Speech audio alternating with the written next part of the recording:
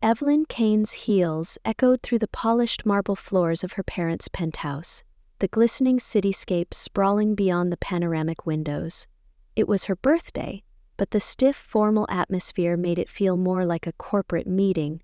Her father, Victor Kane, presided over the dinner table like a king addressing his subjects, his eyes sharp and calculating. Her mother, Vivian, elegantly composed in designer silk, wore the same strained smile she used for socialites she despised. And Cassandra, her sister, lounged with effortless grace, her polished nails tapping against her wineglass in barely contained impatience. Evelyn's own hands trembled slightly as she reached for her water, trying to hide her nerves. She had come here hoping for something different. A hint of reconciliation, maybe even approval for her recent accomplishments, but the cool, detached expressions around her told her otherwise. Dinner passed in terse pleasantries. Evelyn's attempts to discuss her art gallery plans met with condescending nods and poorly hidden disdain. The moment dessert was served, Victor slid a thick envelope across the table toward her, his expression as rigid as steel. "Happy birthday, Evelyn," he said, voice clipped and formal. "You've made your choices, now we've made ours." Evelyn frowned, her fingers grazing the crisp envelope with hesitation. What is this?" she asked, glancing from Victor's unreadable gaze to her mother's forced indifference. Cassandra's smirk only deepened, her amusement barely veiled. "Open it," Cassandra drawled, her tone dripping with satisfaction. Evelyn tore the seal with shaking hands, her heart thudding painfully as she scanned the legal document inside. Disinheritance, complete and final. "You're cutting me off," she whispered, her voice cracking despite her attempts to sound composed. Vivian finally spoke, her gaze drifting to the glittering chandelier above, as if bored by the conversation. "It's for the best, dear. You chose to squander your potential. You walked away from everything we built." "I didn't walk away," Evelyn shot back, her frustration boiling over. "I chose to follow my passion. Art is just as valuable as architecture, whether you acknowledge it or not." "Art," Victor scoffed, the word dripping with contempt. "We invested in your education to prepare you for the real world, Evelyn, not childish fantasies." Cassandra laughed, her eyes gleaming with cruel delight. "Face it, Evie, you chose a hobby over a career. This is what happens when you waste opportunities." Evelyn rose to her feet. Her hands clenched so tightly the paper crumpled beneath her fingers. "The only opportunity I wasted was thinking you'd ever support me. Goodbye." With that, she stormed out, her resolve hardening with every step. They had severed their ties to her. Now, she would sever hers to them. The early morning sun spilled through Evelyn's cramped apartment window, painting the cracked walls with shades of gold. Sleepless and restless, she sifted through boxes of old documents she had hastily packed when leaving her family's penthouse for good. Her mind churned with disbelief and bitterness, replaying her father's harsh dismissal and her mother's cold detachment like a broken record. As she rifled through financial statements and old correspondence, her fingers landed on something unexpected: a property deed. Evelyn stared at the yellowed paper, her eyes widening as the name Seaside Cottage shimmered back at her. A sudden flash of memory hit her. The quaint little beachfront house her father had transferred to her name 5 years ago for some tax-saving scheme. She had all but forgotten about it, buried under years of resentment and neglect, but now it glimmered like a lifeline. The cottage had been abandoned for years, a forgotten asset her family had discarded like her own ambitions. Evelyn's hands trembled as she unfolded the deed, her pulse quickening. This could be it, her chance to break free of their control once and for all. Without wasting time, Evelyn called her best friend Lana, whose cheerful voice answered on the second ring. "Lana, I think I've just stumbled upon my salvation," Evelyn blurted out, her words tumbling over themselves. Within an hour, the two friends were on the road, Evelyn's old sedan sputtering toward the coastline. As they pulled up to the cottage, perched on a bluff overlooking the glistening ocean, Evelyn's breath caught. The place was neglected but not beyond saving. Overgrown gardens sprawled along the property, and the paint had chipped away from the once pristine clapboard siding. Yet it stood strong and sturdy against the salty breeze, its wide windows facing the endless blue horizon. "And they seriously forgot this was in your name?" Lana asked, incredulous, as she ran her hand along the weathered railing. Evelyn laughed, a wild, exhilarated sound.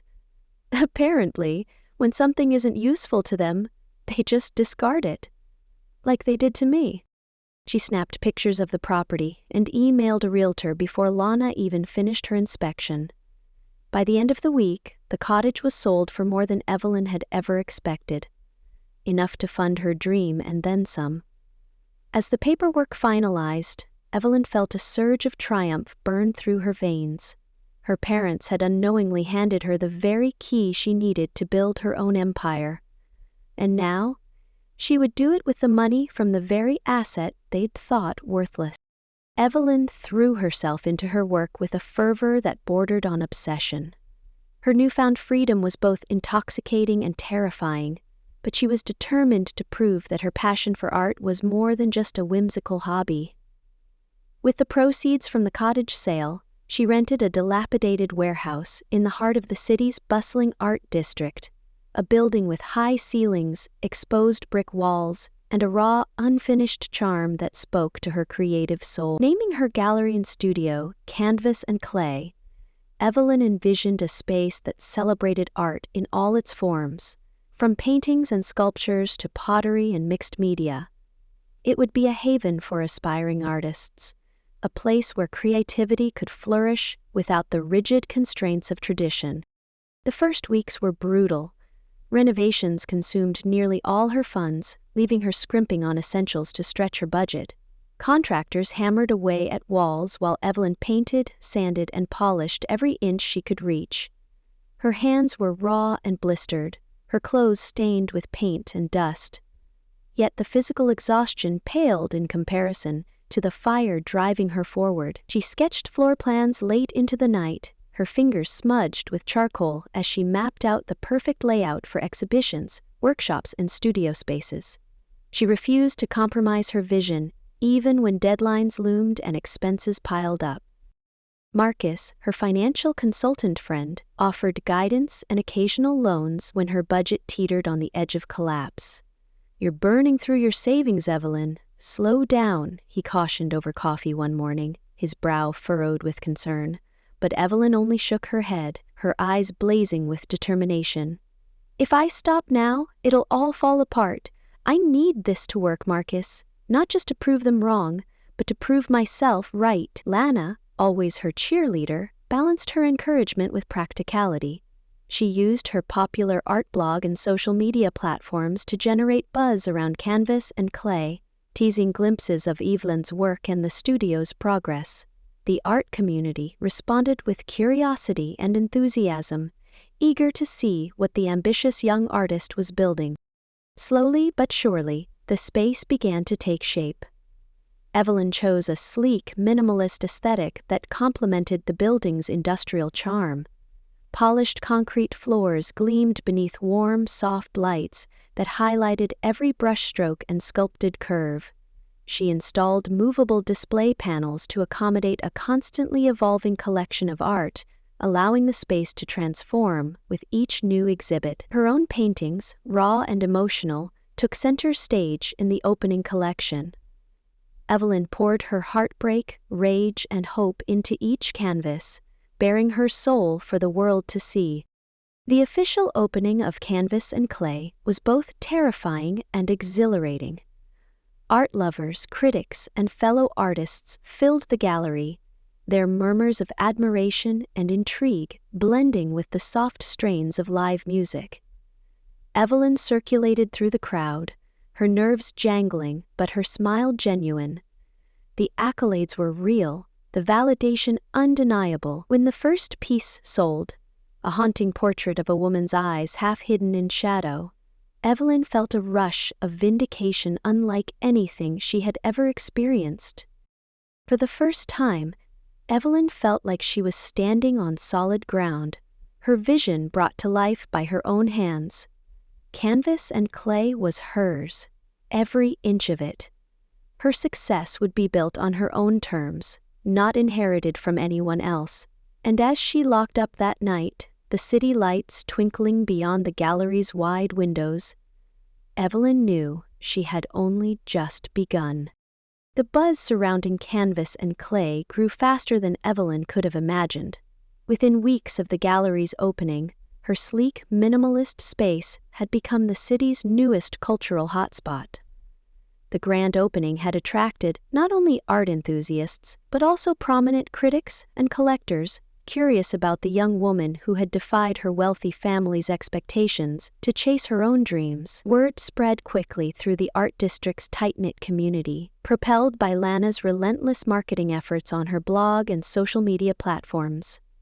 Every post featured tantalizing glimpses of Evelyn's work, raw, emotional pieces that spoke of betrayal, resilience, and rebirth. The visuals were striking, but it was the story behind the art that truly captivated audiences. Evelyn's art was unapologetically personal. Her signature piece, Disinheritance, depicted a woman standing alone in a storm, her back turned to a crumbling mansion in the distance. It was displayed front and center in the gallery, a bold statement of her independence and creative freedom. Local art magazines began to take notice, followed by mainstream publications. A glowing review from Art and Essence, the city's most influential arts magazine, catapulted Evelyn's gallery into the spotlight. Canvas and clay is a testament to the transformative power of creativity, the article praised. Evelyn Kane's work speaks to the universal struggle for identity and recognition. Her pieces are raw, emotional, and utterly captivating. Marcus had warned her to temper her expectations, to prepare for the possibility of failure. But as Evelyn's gallery continued to attract attention, even he couldn't deny the meteoric rise she was experiencing. "You've tapped into something real," he admitted during one of their late-night strategy sessions, eyes wide with disbelief. "People connect with your story as much as your art. Keep feeding that connection, and you'll go far." Marcus's practical advice, coupled with Lana's social media prowess, proved invaluable. Evelyn quickly learned to balance her artistic instincts with smart marketing and financial planning. Every successful gallery needs a backbone of structure, Marcus often reminded her, and Evelyn took his words to heart. Evelyn expanded her operations, offering classes and workshops for emerging artists. The idea of canvas and clay as both a gallery and a creative hub resonated with the community, drawing in both novices and seasoned professionals alike. Her willingness to share her knowledge and provide opportunities for others only deepened the public's affection for her. When Lana organized a live-streamed Q&A session with Evelyn, the event drew thousands of viewers from all over the country. Her candid discussion of her journey, her struggles, and her ultimate triumph over her family's rejection struck a chord. By the end of the gallery's third month, Evelyn had sold nearly all of her original pieces and gained several high-profile clients. She invested her earnings into enhancing the space, improving her marketing strategy, and hiring 2 additional staff members to help with daily operations. One day, as Evelyn reviewed her finances with Marcus, her phone buzzed with a notification that left her speechless. Canvas and clay had just been featured on Art Enthusiast's social media page, an account followed by millions. "You've officially made it," Lana laughed when Evelyn called to tell her the news. But success was a double-edged sword. As her gallery flourished, Evelyn began hearing whispers of her family's crumbling empire. The architecture firm her father had built was teetering on the brink of collapse, and her sister Cassandra's desperate attempts to salvage the business were failing. Evelyn's success was no longer just a personal victory.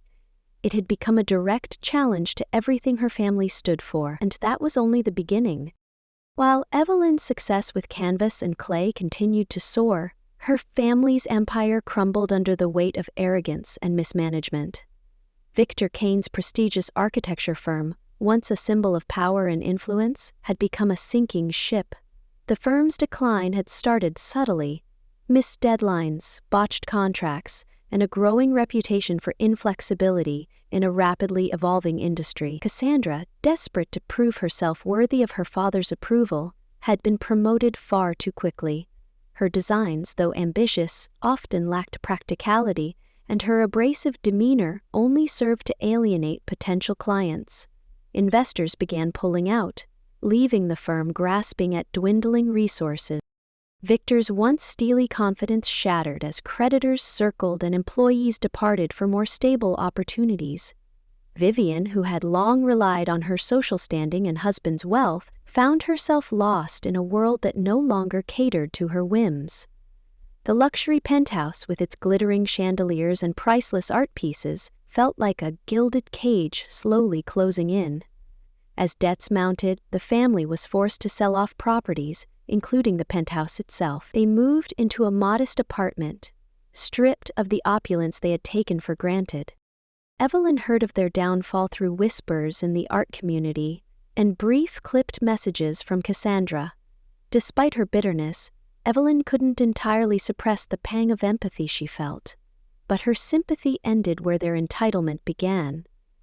Victor had made half-hearted attempts to reach out, phone calls that Evelyn had ignored, his voice filled with desperation rather than genuine remorse. Cassandra, meanwhile, flooded Evelyn's inbox with messages, oscillating between pleas for help and sneering insults about her so-called artistic vanity. Vivian remained silent, her pride too thick to allow her to beg. News of the firm's potential bankruptcy spread like wildfire. Victor's reputation had eroded to the point where even his former allies refused to extend him credit or offer partnerships. His empire was disintegrating before his eyes. The very foundation he had spent decades building reduced to rubble. For Evelyn, the irony was both bitter and sweet. Her father had once mocked her passion for art as nothing but a child's fantasy. Now, her dream was flourishing, while his was crumbling to dust. Yet, despite everything, Evelyn couldn't help but wonder if their suffering had finally taught them the humility they'd always lacked. The day Victor and Vivian Kane walked into Canvas and Clay, Evelyn felt a chill settle over the gallery's sunlit walls. She had expected their arrival eventually, had even braced herself for the day her parents would cross the polished threshold of the empire she had built from nothing. But still, the sight of them standing awkwardly amid the curated beauty of her gallery stirred something bitter and sharp within her. Victor's once commanding presence had withered, his posture slumped under the weight of failure. Vivian's elegance had dulled, her carefully maintained facade cracking under the strain of desperation. They looked out of place, as if their tailored clothes and polished shoes were a poor disguise for their crumbling reality. "Evelyn," Victor began, his voice rough and brittle. "We need to talk." His gaze flitted uneasily between the minimalist paintings on the walls and the bustling crowd of customers browsing Evelyn's latest exhibition. His discomfort was palpable, his desperation poorly concealed. Vivian remained silent, her eyes darting nervously around the gallery as if searching for something familiar to cling to. Evelyn folded her arms across her chest, her expression cool and unreadable. "I'm surprised you found the time to visit," she said, her tone edged with sarcasm. "Last I checked, my art wasn't worth your attention." Vivian flinched, but Victor pressed on, his pride only slightly dulled by his circumstances. "We made mistakes, Evelyn. I see that now." His words came out strained, as though each syllable scraped against his pride. "The firm is struggling. We could use your help." A dry laugh escaped Evelyn's lips, startling them both. "My help?"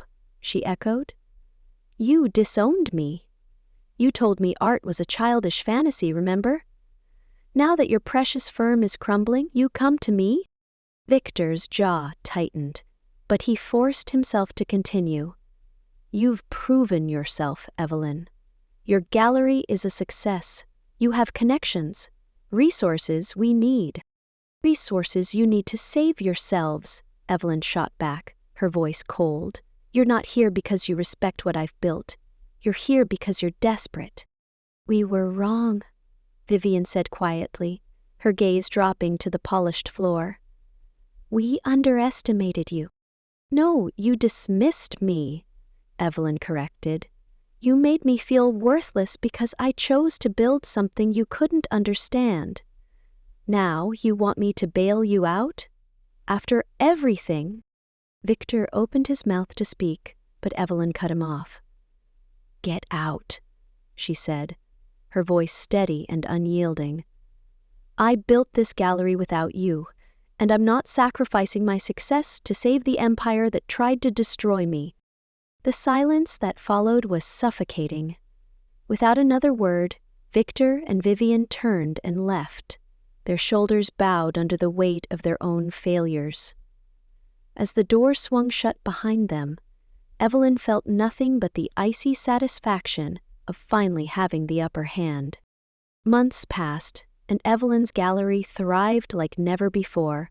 Canvas and clay had expanded to host workshops, community art programs, and exhibitions featuring up-and-coming artists. The gallery had become a cultural beacon in the city's art district, celebrated for its authenticity and inclusivity. Evelyn had achieved more than she had ever dreamed, but the emptiness her family's betrayal had left behind still haunted her. It was during a particularly hectic afternoon, as Evelyn directed a team of volunteers preparing for a charity art auction, that Cassandra walked through the door. Her sister's appearance was startling. No longer the perfectly composed, sharp-tongued architect Evelyn remembered. Instead, Cassandra wore simple clothes, her hair pulled back messily, and her eyes rimmed with exhaustion. "I need a job," Cassandra admitted, her voice frayed but sincere. "I've lost everything. Dad's business is gone, the firm is officially bankrupt, Mom's working retail just to make rent, and me? I've nothing left." She looked around the gallery, her gaze settling on Evelyn's latest collection with a mixture of longing and shame. "I was wrong, Evelyn, about everything. I thought the world owed me something because of who our parents were. But I was entitled, spoiled. I don't expect you to forgive me, but I need to learn, from the ground up, and I can't think of anyone better to teach me than you." Evelyn studied her sister's face, searching for traces of manipulation or resentment, but found only humility, a quiet desperation born not of greed, but of genuine regret. "You want to work here? At Canvas and Clay?" Evelyn asked, her tone both skeptical and curious. "I want to learn what I never bothered to understand," Cassandra replied. "Art, business, hard work, everything you built from nothing." Evelyn hesitated, her fingers brushing over the polished counter. She could feel the weight of her own bitterness, the resentment she had nurtured for so long, but in Cassandra's eyes she saw something she had once longed for: recognition, respect, and the desire to change. "Fine," Evelyn said at last, tossing an apron toward her sister. "But you're starting from the bottom. No privileges, no shortcuts. You'll scrub floors, restock supplies, and clean up after events. If you want to be part of this, you have to earn it." A flicker of relief crossed Cassandra's face as she nodded. "I wouldn't expect anything else." Evelyn watched her sister tie the apron strings with trembling fingers, a cautious sense of hope blossoming where resentment had once taken root. Maybe redemption was possible after all. 6 months later, Canvas and Clay stood as the crown jewel of the city's art district, its reputation cemented by critical acclaim and unyielding popularity. Evelyn's gallery had grown from a single exhibition space into a thriving creative hub featuring workshops, artist residencies, and community outreach programs.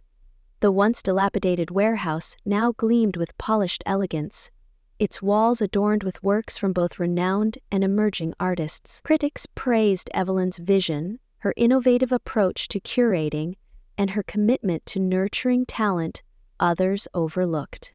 Her business savvy, bolstered by Marcus's financial expertise, had allowed her to purchase additional properties and expand her influence throughout the district. Canvas and clay had not only become a profitable enterprise, but also a cultural phenomenon.